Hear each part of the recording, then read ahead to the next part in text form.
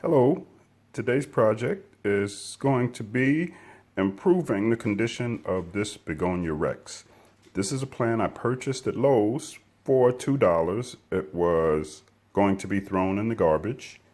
I brought it home. It was a bit smaller than this, and it looked like it was dead, to be quite honest, to someone who's not used to actually dealing with plants that may be just dehydrated like a lot of the plants are in Lowe's, or may actually have been overwatered so that they may be having root rot issues. Typically when I get a plant from Lowe's, from clearance, or a plant from Home Depot or Walmart that they are about to expire, shall I say, those plants typically tend to be very dry. This one was very dry, and the largest leaf was probably about the size of this guy right here. And the rest of the leaves were brown. They were, torn in half. Nothing was large as this leaf I'm pointing to right now. So I brought it home. I cut off the stems of everything but a leaf this size. I dropped it in some soil, and it actually started to grow. It was looking pretty good. And then one day I came and saw that all of the leaves had wilted just like this. So me being the type that is experimental, what I had done, because I'd heard that these guys needed soil that kept moisture but not necessarily stayed wet, I decided that I was going to use some leca. So what I did is I have one of these pots that have the little string here that goes down beneath, and I have leca down below. And I put water in, and that worked very well. For some reason, I decided that I needed to increase the amount of water. So I actually put a little bit more water so that this soil could stay moist. I would touch the top, and it didn't seem overly moist to me, but if I went just a little bit deeper, I could tell that it was wet. So when I saw the plant like this, of course I panicked. And it actually looks better now because I took it out, I poured out the water that was down here in this cash pot that I'm using, and this has dried out a lot in the area. But what I found is what I think is the root of the problem. That's actually very, very true. The root of the problem. I thought that it was just overwatering, but there is also a byproduct. Let me get this a little bit more steady. There's also a byproduct. And I think that what's happening here is also a byproduct of some success. If you look at this root, now let me see if I can hold this camera steady at the same time. If you look at this root, this is actually the root of the plant. I buried this so that this part of the plant on the original was in the dirt. But what has happened is that it has grown and it has pushed up out of the dirt. So if we look closer, we can see that even though there may be water down below, this is dry. So I believe, based on the fact that letting it dry out, and I do keep a baggie over it for humidity. I'd taken that off for a while because of the wetness, but I believe that because this is actually above ground, it should not be that far up. This is the root of my problem. I said it again. Because what's going to happen here is that the plant is actually going to have dry roots up here, even if there are roots in the ground. So my solution is simple. I'm going to do two things. One thing is that I'm going to replant it, and I'm just going to bury this deeper. I'm not even going to change the soil. But just in case, I'm going to use a technique that I use almost every time I repot a plant or deal with a plant that seems to be in distress. And that is a simple solution with water and hydrogen peroxide. That way I can kill any of the little nasties that might be down there in the soil. And if there happens to be some sort of root rot organisms, those organisms should succumb to that solution. So let me show you the tools that I'm going to use. So I'm going to use distilled water. And the reason I'm going to use distilled water is simply because my water here is city water, but it's a bit hard. This plant did fine on it, but I want to use distilled water so that I won't have all the mineral buildup. I won't have any chemicals to give it the best chance. The other thing I have here is a small medicine cup, you know, one of those little cups that you use for your mouthwash and such. If this root isn't too big, I am going to soak it for a few minutes in that solution in this cup, and I'm also going to water the soil with that solution. Just in case that cup isn't big enough, I just have another styrofoam cup, and I'll use that instead. I like to reuse items from around the house, so I'm also going to use a little plastic spoon as my shovel. So let's see how well I can do this and hold the camera. This is going to be interesting. Let's see what this looks like if we get under. Let's see. Looks like it might have. Okay, I'm thinking that that cup is not going to be large enough. Yeah. Might have done a better job than we think putting down roots. So I think I'm going to have to use the larger cup. Yes, because those roots are so deep that I have to get way down in here. I don't want to damage them. Don't want to damage the roots. Here we go. Here we go. Just want to loosen them up enough that I can pull this out. There we go. Now let's see what we got. Looks pretty good. Let's clean that off a bit. So let's see.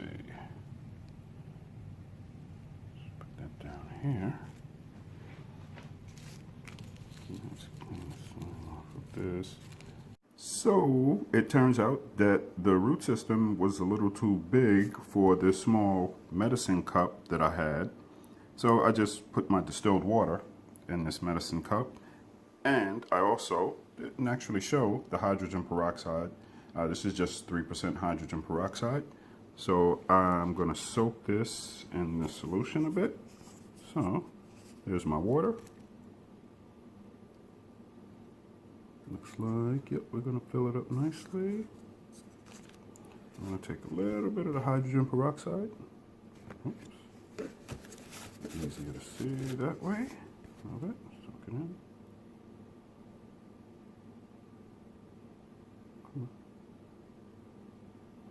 Come on. Thought I had it the easy way. Come on. It's going to take me 5 minutes to do this, right? There we go. You don't need much. So now, okay, that was interesting. Fell over. Did I kill it? No, I didn't. So I'll stir that a little bit. I'm just going to soak that for a few minutes. And it turned out the soil was still damp. Yeah, soil was still damp. So I'm not doing anything, just mixing it around. But not wet.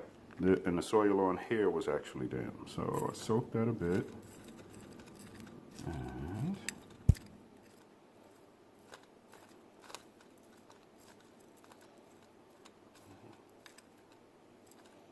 just loosening the soil a bit before I put it back in. Okay, should be good. Now let's see. Make a little hole down in here. Now let's see, is that big enough? Let's see. Come on, little one. Can you fit? Yes, I think the little one will fit. But it will end up at the same height. So, doing that. And my solution here. Okay. That should be enough to have killed off those nasties. Now, we need to make a deeper hole. So, let's see. So, I went to my knuckle. No, I don't have large fingers. But anyway. Drop that down. Is it down to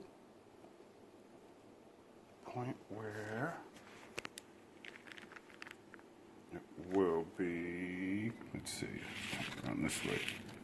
Let's see, no, let's see.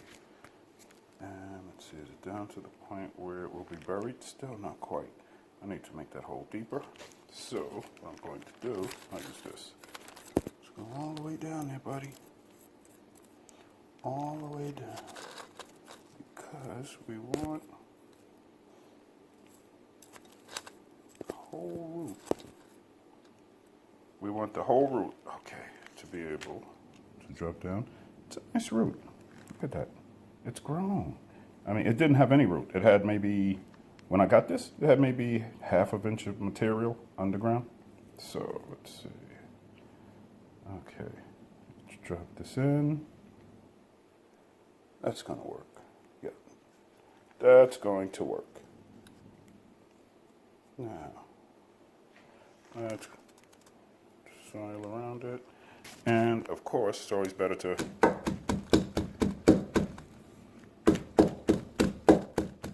much as possible, just tamp it down a bit by letting the soil fall into place. Okay, so now I have potted it up and I have made sure that I have soil around it.